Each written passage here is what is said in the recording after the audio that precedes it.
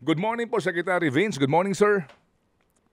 Good morning, Sir Ted. Good morning po, Ma'am Cha. Morning po. Salamat muli po sa panahon. Ito pong unang katanungan mula kay Opo, Chacha. opo. Okay. Yes po. Good morning, Sec Vince. Siguro una po muna, sir, ano Good muna yung morning naging reaksyon ninyo nang malaman nyo po na ito nga po yung resignation ni Mayor Benji Magalong. And sir, kayo po ba mismo bago yung inilabas niya na official statement sa media, naabisuhan po ba kayo ni Mayor Benji dito sa kanyang resignation?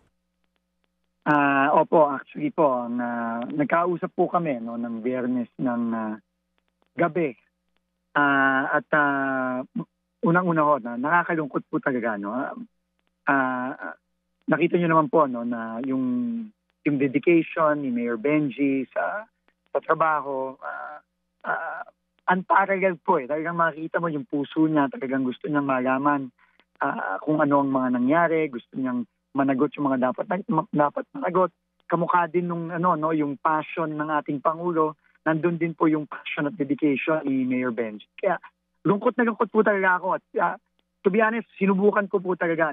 Paulit-ulit po kami nag-usap nung Biyernes ng gabi. Pinipilit ko po siyang mag-reconsider. Pero tingin ko po at that point, talagang nag-decision na po siya. Dun sa kanyang pag-desisyon na final na ho yun. Kaya nakakalungkot po, pero alam nyo, wala ho tayong magagawa. Kailangan po tuloy lang ho natin yung trabaho. Sabi nga din niya mismo, tuloy lang ang laban, and tayo naman po dito sa DPWH at sa pakikipagtulungan natin sa ICI, kailangan po tuloy-tuloy din po tayo. Pero big loss po talaga para sa akin, personally, at tingin ko para sa pinipilit natin gawin na panagutin yung lahat ng mga dapat managot. Malaking bagay po yung ng pag-resign ni Mayor Benji. Pero the fight continues po, Sir Ted, Ma'am Cha. Tuloy-tuloy lang po tayo. Sec Vince, so nagkausap po kayo Friday night. Ano po mismong sinabi niya sa inyo? Ano daw po talagang nag-udyok sa kanya na mag-resign na? Kasi doon sa statement niya, ang sinasabi niya po, meron din po kasi ilang mga grupo na nananawagan at nagsasabi na baka hindi niya po magampanan mismo yung role niya bilang mayor, maging yung role niya po doon sa ICC. Pero kasunod nito, nag-order din po kasi ng review ang palasyo dito po sa kanyang, kung kaya ba talaga o dapat po ba talagang manatili si Magalong dito nga sa ICI. Ito rin po ba ang dahilan na ibinigay niya po sa inyo?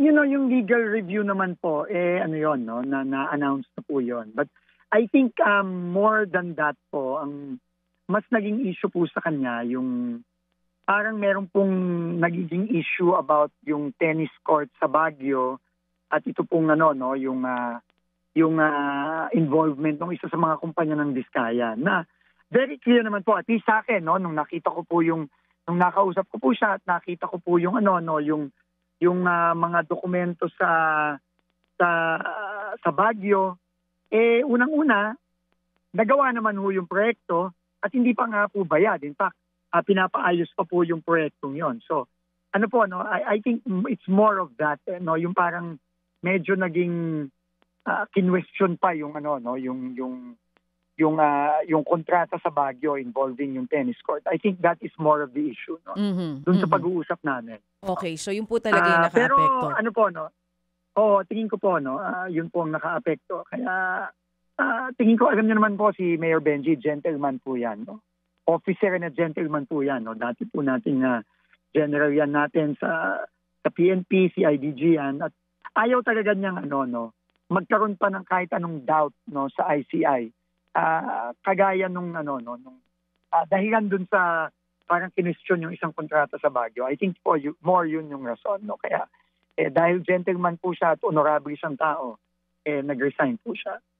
Yun na din po yung lumalabas sa statement niya nga, ayaw niyang kumbaga mahabahiran pa po ng kontrobersya itong ICI. Kaya pinili na lang niya na umalis gentleman po. Po talaga si Sir Benji at wala po talaga tayong masasabi. Oo. Talagang napakaayos po niya tao. Since sa pag-usapan nyo na yung tungkol sa tennis court, naitanong na rin po ba natin dahil ang lumalabas sa ilang mga balita, kinukwestiyon ng mga tao kung paano nakasali itong St. Gerard Construction, nung time daw na yon ban na daw ito. Napagkwentuhan nyo po ba yung bagay na iyon? Hindi po, pero I think ang importante according to Baguio City, una above board yung process, yung bidding, Pero and at the same time, nagawa yung proyekto, may mga problema lang at hindi pa bayad fully. So, para sa akin, yon clear indications yon na na above board yung kontrata, no. Pero tingin ko ready si Mayor Benji at haharapin niya kung ano man ang mga question diyan dahil naniniwala siya na talagang above board. And tayo po sinusuportahan natin siya doon. At yun po ay kontrata between Baguio City and that company, no? So ano naman po yan? No, may proseso naman po diyan kung may mga question, and I think si Mayor Benji is more than willing to explain that and to face that. And you have to give it to him na hindi kamukha ng iba dito sa gobyerno na puro na lang paliwanag na pero yung mga proyekto ay goes to sobrang substandard tapos fully paid pa, no? Clearly hindi yun ang nangyari dito. Sec Vince, ngayon nga pong wala na si Mayor Benji sa ICI, madalas siya po ang kasama ninyo, no, sa pag-inspeksyon nitong mga proyekto na tinitignan natin na substandard or ghost projects. Paano po ito nakaka-apekto sa investigasyon ngayon? Siyempre po, yun, may malaking kawagan po yun, no? Pero wala po tayong magagawa, ganun po talaga ang buhay. So tuloy-tuloy na lang po tayo sa pagtatrabaho namin. Meron na po ba, Sec Vince, na ngayon pa lang napag-uusapan kung sino pong papalit kay Mayor Benji? Wala pa po akong kaalaman dyan. At yan po ay manggagaling po sa Office of the President kung sino at kung kailan mapapalitan sa role ni Mayor Benji as special advisor. So we can say na medyo mas mahirap po para sa ngayon itong ginagawa nyo? Definitely po. Ngayong wala po si Mayor Benji? Definitely po. Mas mahirap. Pero wala po tayong magagawa. Kailangan lang po, tuloy-tuloy lang po tayo dahil masyado pong importante po ito para sa mga kababayan natin. Opo. So, at para sa para sa reforma na gagawin natin dito sa DPWH. Okay. So paano po ngayon, Sec Vince, ang inyo pong ginagawa na pag-iinspeksyon? Magtutuloy-tuloy ho kayo ngayon at sino po supposed to be ang maaari nyo makasama para po sa mga ilang pong advice na maaari nyo pong makuha? Siyempre po, wala po tayong choice. Tuloy-tuloy pa rin po ang ating inspection, tuloy-tuloy pa rin po natin ang ating paghahanap ng mga dapat managot dito sa napakaraming mga maanomalyang project dito sa DPWH, flood control o hindi flood control, iba pang mga proyekto. Tuloy-tuloy lang po yan. Ngayon, as to sino po, makikipag-usap po ako sa ICI kung paano po ang gagawin. Ngayon po, na nag-resign po si Mayor Benji. Pero wala po tayong choice dito. Tuloy-tuloy po tayo. Opo. Sec, paano ba ang inyong sistema kung sakasakali man po, if you're at liberty to tell us, considering po na ang pinag-uusapan po natin dito sa pahayag po ni former Secretary Bonoan, umaabot po yung kanyang binabanggit ay 9,000 na mga flood control projects daw po yung natapos na. At meron pa pong ilang libo, mga 5,000 ba na tatapusin pa. Ganun po karami yun eh. So, paano ho kaya? Well, unang-una ho, no? Maganda hong development late last week. Finally po, no, na-appoint na po yung ating bagong team. Meron na ho tayong mga bagong undersecretary. In fact, ngayon po, papunta ho ako para mag-administer ng oath sa kanila. Malaking bagay po yun, no? Na yan po, wala tayo dati. At least officially, no? At ang critical po dito ay si General Ato Bisnar, no, na magiging bago nating Undersecretary for Operations kapalit ni Yusek Robert Bernardo. No, siya po ay officially makakasama ko na starting today after ho niya mag-oath sa atin ngayong umaga. At malaki pong bagay yon na official na po si former General Bisnar ng PNP. At yan po, in fact, yan po ay kaibigan din pong matalik ni Mayor Benji Magalong, no, dahil magkakasama po sila nung time po nila sa PAOK TF ni Senator Ping Lacson. No? Siya po ay makakasama natin na officially siya ngayon, starting today. Malaking bagay po yan. At mag-uusap po kami ng masinsinan ni General Bisnar mamaya dahil nga po nag-resign si Mayor Benji at kailangan mag-devise na kami ng paraan paano natin na talagang ma-i-inspect at ma-i-imbestigahan lahat ng mga proyektong ito. Opo. Ito hong nagdaang bagyo, no? itong Opong, may mga reports doon sa Biliran, may umano nasira po na flood control project, kaya marami po ang inanod, may supposed to be daw po, allegedly meron pong pamilya na 8 na namatay, maging sa Antique po, meron din po doong dike, mega dike na bumigay. In the light of all of this na mga pangyayari, relevant po sa nagdaang bagyo, paano po ninyo ito susuriin at kailan po kaya ito? Una-una po sa Huwebes po, no? Dahil po medyo ipitgang ho tayo ngayon at bukas dahil dito sa budget plenary natin sa Kongreso. Pupunta po ako ng Masbate dahil po yun ang pinaka-hardest hit ng bagyo. No? Dahil, alam nyo, aparte dito sa mga investigasyon natin, meron din po tayong trabahong kailangan i-fulfill para sa mga kababayan natin. At isa po dito, itong mabilis na pagsasaayos ng mga nasirang mga pasilidad natin at infrastructure natin sa Masbate. No? So pupunta po ako ng Masbate sa Huwebes at same day din po, pupunta din po ako ng Biliran. No? Dahil nga po dito napadala po sa aking report tungkol dito sa flood control dito sa Biliran na alam mo, nakakalungkot talaga, Sir Ted, na meron pang mga namatay tayo mga kababayan dahil dito sa orumagasang bagyong Umpong nitong nakaraan. So pupunta po ako doon ng Huwebes at magagaman ko po at ngayon po ay kumukuha na po ako ng report. At nagpadala na rin po kami ni General Bisnar ng tao doon sa Biliran ngayon para i-check po. Yung sa Antique naman po, yung sa Kulasi, pinapacheck na rin po natin yan. No? Pero sa unahin ko muna itong Masbate at Biliran. Opo. Sa Biliran ho ba, anong report ng inyong regional director doon? Kumpirmado ho ba? Kasi ang ating pong unang tinanggap na report medyo sketchy. Kumpirmado ho bang may bumigay? Kumpirmado pong may namatay na 8. Okay, may namatay na 8. Opo. Pero ang inaalam po natin kung ano ang nangyari dun sa dapat na magko-control dito sa malaking pagtaas ng tubig. Kasi kumpirmado pong may namatay, kumpirmado din pong merong nagkaroon ng malaking flood, flash flood.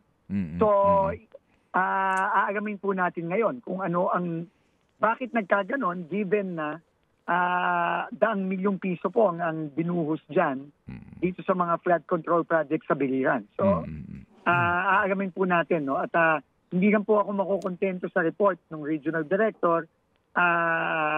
Kailangan po magpapadala din po tayo ng independent team para po malaman at nagpapatulong na rin po tayo sa ating PNP at sa AFP. Okay. Sec, sabi ho ninyo, sasalang kayo sa plenary mamaya sa lower house? Mamayang gabi po at malamang po abutin po yan ng madaling araw bukas. Yes, sir.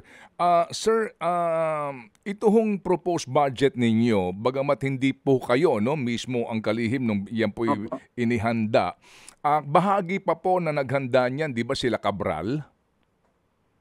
Opo. Okay. So, inaamin niya naman, meron siyang mga ginagawang pagtawag sa iba't ibang mga mambabatas para doon sa tinaguriang leadership proposal. Basically po, sa NEP pa lang may mga insertions na ang mga mambabatas. Inalam niyo ba sa kanya kung sino-sino ang senador ang tinawagan niya at nagbigay ng insertion sa kanya, pati mga congressman, para kasi baka kayo ang malagay sa alanganin dito sa budget hearing at kayo mapagpaliwanagin. Considering po na dito po sa lower house, nakita namin, ganun pa rin po, distinct yung ilang mga distrito ng proyekto. Pag pinag-usapan ng multipurpose building, pare-pareho na naman pong halaga, 6 million pare-pareho. May mga sinasabi po doon na completion, hindi mo naman mahanap yung pinanggalingan nito doon sa nagdaang mga budget, pero pare-pareho din pong halaga. Tama po. Unang-una po, Sir Ted, ang pinili po namin gawin, na binigyan lang ho kami ng 1 linggo para gawin. Pero ang pinili po namin gawin, given the limited time and yung, obviously, never ko nakita tong budget na to, simula nung ginawa ito. Pero, ang ginawa, ilang bagay, para maintindihan po ng mga kababayan natin. Unang-una, tinanggal po natin lahat na para sa 2026. Ano po tinanggal yun? Lahat ng? Ang locally funded na flood control project, tinanggal po natin. Roughly po, mga 250 plus billion po yan. Number 2 po, lahat po nung mga pinilit po naming hanapin, lahat ng mga, yung sinasabi nilang completed na, pero ginagyan pa ulit ng pondo. no, pinilit po nating tanggalin yan. No? Nagpatulong na rin po tayo dyan, pati sa DBM, para talagang pilitin na hanapin yan. Ikatlo, lahat po nung sinasabi nilang mga pacing na pare-pareho ang amount. No, pinilit po nating, at yung mga paulit-ulit na mga proyekto, pinilit po nating hanapin at tanggalin yan.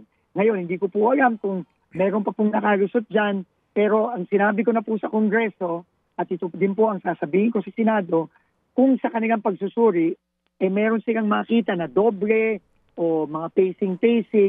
Sinabi ko po sa kanila, kung maaari lang po, tanggalin nyo na rin po lahat yun.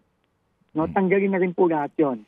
At ikaapat po, pinilit po namin siguraduhin na lahat ng mga proyektong nandun ay nasa plano po ng district, regional, lalo na ng mga ating mga Regional Development Council. Yung tinatawag din ng mga RDP.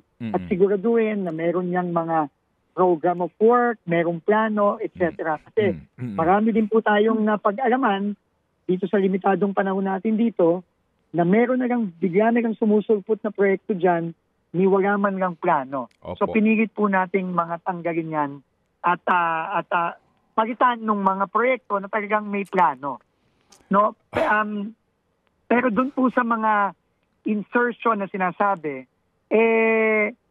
tinanong ko po si Yusek Cabral, no, wala na siyang nasabi sa akin except yung sinabi niya sa akin na si Senator Soto daw, no, nagpapaliwanag siya. So ngayon, hinahanap ko ngayon kung may mga record man dyan at tinatanong ko din sa mga staff kung meron bang mga ganon. Pero wala pa po ako nakukuhang sagot dyan, Sir Ted. Okay, but definitely po dapat may sagot kasi kung inamin niya na tumawag siya kay Senador Soto para sa kanilang leadership insertion baga, kung meron po na hindi siya hindi pinatulan So most likely meron siyang ibang tinawagan. Siguro po meron nga po, no? Pero wala na ho siyang sinabi sa aking iba. Okay. At siguro po ang gagawin ko na lang dito, na makikipag-ugnayan na po ako sa ICI, no? Kasi magmi-meeting ho kami today. Dahil na rin nga po dito sa pag-resign ni Mayor Benji Magalong. Kailangan po ipatawag si Yusek Cabral ulit at diretsang tanungin siya ng ICI dito sa mga sinabi niyang merong mga tinatawagan siya. At para sabihin na rin niya at mag-campaign na siya sa ICI. Opo. Pero ipapaubaya ko na po yan sa ICI. Sige. Sec, ito po ang ngayon ay mukha pong hindi na bibigyan ng pansin na issue, no? Sec, di ho ba lahat ng mga proyekto ng DPWH ay kinakailangan po na meron pong tinatawag na retention money bond o insurance? Tama po. Tama? Tama po. Okay. Sige. Tama po yan. Sige. Hiwalay pa po yan sa warranty. Yes, sir. Yes, sir. So, lahat po ng proyekto, flood control man o alin yan, bago po sila hindi ho ba mabigyan po, kumbaga, bago ka mabigyan ng pahintulot na magsimula sa proyekto, importante ng lahat ng mga legitimate insurance providers po will inspect projects before coming up with the amounts doon sa kanyang insurance coverage, right? Tama po yan. Okay. So kung ghost yung project, ghost din yung insurance? In all likelihood po, ghost din po yung insurance. Okay. So ito po ang informasyon na tinanggap po namin na libo-libo itong proyekto Opo, meron po may mga insurance companies, pati po nga DPWH nag-i-issue po ng certification na meron pong retention money bond, all right? And then yung mga insurance companies po, kasi nga sa documentation kailangan mo ng certification sa insurance company na nagbayad di ba? Na nagbayad nga ng retention money bond yung kontratista. Okay. So, opo, di ho ba kapag po ghost project o kaya po defective, kaya mo dapat makumpiska yung bond noong kumpanya, di ba? Tama po. Okay. Tama po. Opo. Ito ho muna. Sa ngayon pa lang po, meron na ba kayong inimbestigahan na insurance company? Dapat ho kasi itong mga ghost na to, tsaka yung mga defective, live ba ang kanyang performance bond? Alam niyo po, ito nga po yung nakakalungkot, Sir Ted, no? Una, dun sa tanong mo, no? Meron na po kaming sinisimulan, lalo na ngayon, may bago na po tayong Undersecretary for Legal, no, na papasok na rin ngayong araw. Kasama po yan sa mga gagawin po namin at makikipag-usap po kami sa Insurance Commission. Kasi napakarami po nito, Sir Ted, no? At napakarami pong potensyal na nahahabulin dito, no? Pero ito ang problema po, no, Sir Ted. Marami po sa mga nakikita namin, halimbawa po, yung nakita nating proyekto sa Davao Occidental, no? Na talagang na 2021 pa, 2022, no? Kitang-kita naman na ghost. Lahat po yon, pati retention po, naibayad na. At marami po dito na ibayad pati retention. So tama po kayo, posible po na na ang recourse po ng DPWH dito hahabulin yung mga retention ban. Pero aalamin po natin, lalo na yung mga matatagal ng panahon, yung mga nagde-date pa, previous administration, kung mahahabol pa ito at kung kailangan at kung may kaso pa pong pwedeng pang habol dito sa mga retention band na ito. Pero aparte po dyan, pati po yung mga warranty. Ang buti na lang po, ang warranties po nito 5 years, no? So pwede pa pong habulin yon. Pero dun sa mga insurance companies po, doon na rin po kami papunta. Hindi lang po ako makakapagbigay pa ng detalye sa inyo. Dahil nakikipag-usap pa po kami sa Insurance Commission dito kung ano ang pwedeng gawin. Kasi napakaraming insurance company dito, Sir Ted. No? Napakarami po dito. Opo. At hindi po, medyo masalimuot po ang prosesong paghabol dito. Okay, ganito po. Para mas maintindihan po ng ating mga kababayan, ang isang insurance company, ang isang kontratista, no, ay pupunta sa insurance company, supposed to be magbabayad siya, di ba? Yes. Oo, meron siyang babayaran na premium, di po ba, doon sa insurance company para insurance company magbigay ng certification na oo nga may binayad sa amin yan. Ngayon, ito pong DPWH, tatanggapin yun bilang bahagi po nitong kanyang mga kontrata requirements, and then magsisimula na yung proyekto. Ngayon, ang tanong nga po ganito. Totoo ba na nagbigay ng pera, nagbayad ng bond, depende po sa komputasyon, yung pong kumpanya, yung construction company sa insurance company?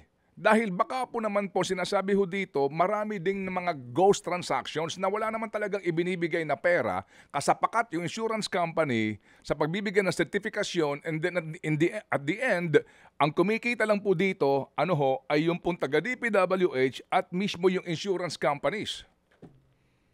Tama po. So kasama po yan sa pag-iimbestiga natin. Kung meron nga, at kung meron man, kailangan habulin po yun. No? Kailangan habulin yun. No? Pero posible po talaga na meron kasama din sa sindikato pati yung mga insurance companies para magbigay ng peke, o sabi mo nga, Sir Ted, na ghost retention ban. Posible din po yun. So kasama po yan sa mga iimbestigahan natin. Wow. So, Secretary, again, ang pinag-uusapan po natin dito, sa bilang po... Libo-libong proyekto po. Yes, sir. Ang pinag-uusapan po natin dito, 9,856 na tapos na daw na proyekto and 5,700 po na ongoing projects. Ganun po karaming mga insurance bond ito. Tama po. Tama po yan. So, paano po... Nakakalula po talaga, Sir Ted. So, who will be in charge dito po sa forensic examination po ng mga dokumentong isinumite? Baka ho kasama ito sa mga sinusunog na siguro, sinisira ng dokumento. Ito nga po ay sinicure na actually. Pagdating pa lang po namin si General Bisnar, katulong ng PNP, sinisecure na po yung mga dokumentong yan. Pero ang in charge po dito ay yung opisina ni now Undersecretary Ato Bisnar at now Undersecretary for Legal Samuel Torgano. Okay. Sila po ang dalawang in charge po dito. Okay, sige po. So talaga pong ito ho'y dagdag nga sa I'm sure. Madumi po to. Napakadumi po ng itong kailangan linisin po talaga dito at ayusin, Sir Ted. Okay. Napakadami pong involved dito. Pati po yung yung sinasabi po mismo ng iba nating mga senador halimbawa ni Senator Gatchalian. Yung Commission on Audit, kasama din po yan dito. Pati nga po DBM yung mabilis na paglalabas ng pera. Tama po yan. I mean, sorry Kasama din po. po yan. Opo, hindi naman.